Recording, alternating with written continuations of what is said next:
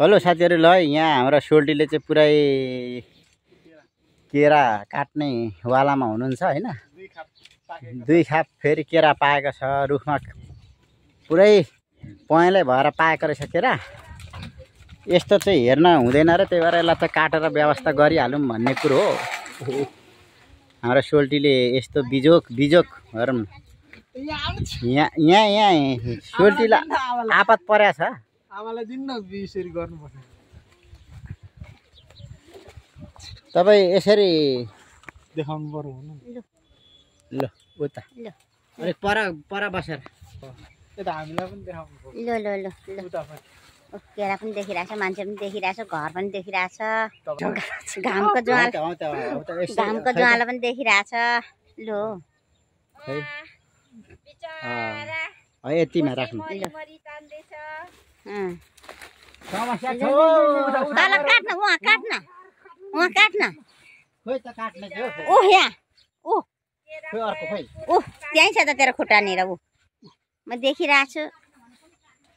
उता हो त्यहाँ गएर हौ त्यहाँनिर माथि उताबाट घुमेर जा। अलि माथि काट्नु न, अलि माथि।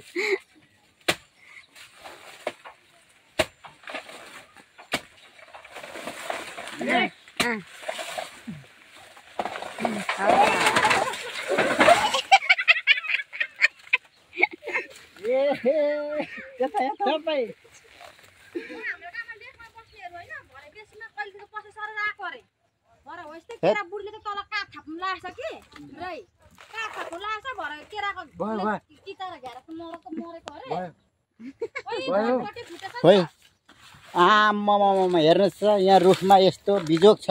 खाइ पनि सक्छ केला कि होइन? खाएको होइन, अहिले फुटेको। यो पाकेको त मिठो हुँदैन, बोटमा पाकेको। ल मिठो नहुने चाहिँ यहाँ चान्स छैन। ल यस्तो मान्छेहरू यहाँ अनुहार नदेखाउँदा पनि हुन्छ।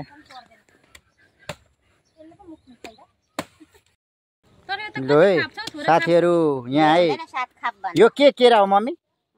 मर्चा माने केरा। हाम्रो सोल्टीले चाहिँ केरा काट्ने आइडियाहरू पनि तपाईँलाई थाहा छैन भने हेर्न सक्नुहुन्छ है साथीहरू। यसरी है फक्लक आउँछ। देख्नुभयो कति मजाले आउँछ। आमा तपाईँहरूलाई केरा काट्ने आइडिया छैन भने आइडिया सिकिराख्नुहोस् है हाम्रो सोल्टीबाट।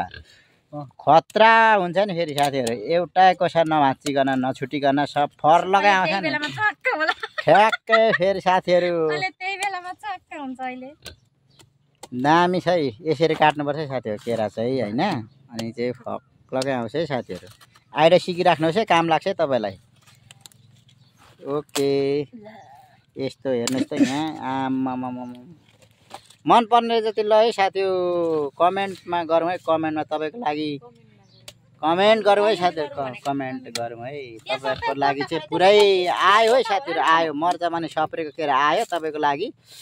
एक खाप स्पेसल राखिदिन्छु म। ड्यामी ल है गाइस।